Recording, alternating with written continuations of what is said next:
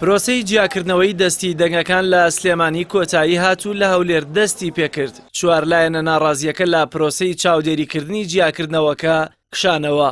میدیای هەموو لایەنە سیاسیەکانیش هەندێک زانیاری لەسەر زیادبوونی ژمارەی دەنگەکانیان بڵاو دەکەنەوە و بە دوواداچوونێکی پەیامیش دەری دەخات.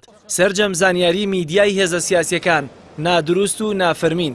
پرۆسەی ژمارنەوەی دەستی دەنگەکان پێچەوانەی یاسای هەڵبژاردننی هەموارکراوی سێەم و بڕیاری دادگای فیدراڵی عراق بەڕێوەچوو. ئەمەش هێندەی دیکە گومانی لەسەر کۆی پرۆسەی هەڵبژاردننی پەرلەمانی عراق دروست کردووە و ڕێکارەکانی دووبارە هەژماری دەنگەکان بە شێوەی دەستیش دەستخستنی زانیاری تەواو و دروستی ئەستەم کردووە و ئەوەی تا ئێستاژ میدیای هێزە سیاسیەکان بەدەسەڵات و ئۆپۆزیسیۆنەوە بڵاوی دەکەنەوە دەراویشتەی بۆ چوون و لێکدانەوەی حیزبی خۆیانە و ئامارە بڵاو کراوەکان دروست و فەرمینین. پەیام ئەوەی زانیوە ئەو فۆرمانەی کە لەلایەن کۆمسیۆنی باڵای هەڵبژارنەکانەوە دەستی کەوتون پێچەوانەی داتا و زانیاری بڵاوکراوەی نێو میدیای هێزە سیاسیەکانن کە هەر لایەک بانگەشەی زیادبوونی ڕێژەی دەنگەکانی خۆیان دەکەن بەبێ ئەوەی ئاماژە بەو سەرچاوەیە بکەن کە ژمارە و زانیاریەکانیان لێوەرگرتووە.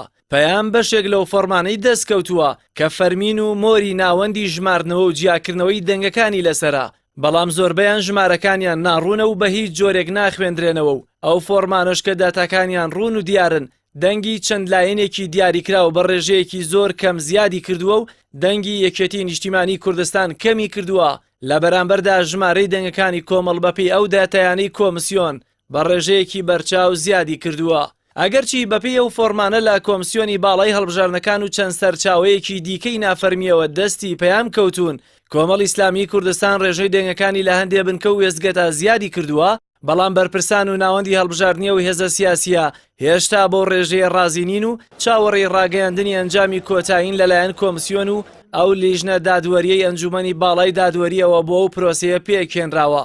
بەپێی ئەنجامە ئەلەکترۆنیەکانی پێشوو کۆمەڵ ئیسلامی کوردستان لە ئەسنووری پارێزگای سلێمانی پێویستی بە نزیکەی 1000 دەنگ هەبوو بۆ بەدەستێنانی کورسی دووەمی پارێزگاکە.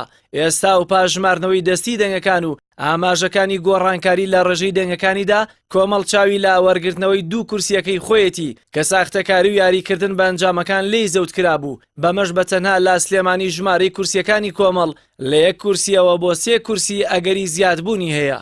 پەیام زانیوێتی لە هەندێک ناوچەی پارێزگای سلێمانی کۆمەڵ ئیسلامی کوردستان کێبڕکەی بەدەستێنانی ڕیزبەندی دووەمی هێزە سیاسیەکان دەکات کە ژمارنەوەی دەستی بەشێک لە دەنگەکان ئەو ڕاستیە دەسەلمێنێت.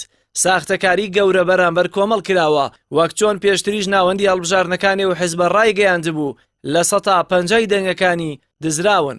هەرچۆنێک بێتەوەی بڵاو دەکرێتەوە لەلایەن میدیای هێزە سیاسیەکانەوە نافەرمی و سەرچاوی نادیارە و لە ئێستاشدا 3 داتای جیاوازن کە داتای ئەلەکترۆنی و ئەو داتایانی با فلاش میمۆری دراوەتە هێزە سیاسیەکان لەگەڵ دوایین داتا کە ژمارنەوەی دەستی دەنگەکانە کە بڕیارە پاش ماوەیەکی دیکە کۆمسیۆن بە فەرمی ڕای بگەێنێت کاوەش یان ناکۆکیەکان قوڵتر دەکاتەوە و پرۆسەی سیاسی عراق تووشی بەریەکەڵۆشان دەکات یان هێزە سیاسیەکان بە ناچاری دەخاتە ژێرباری قوبوڵکردنیانەوە.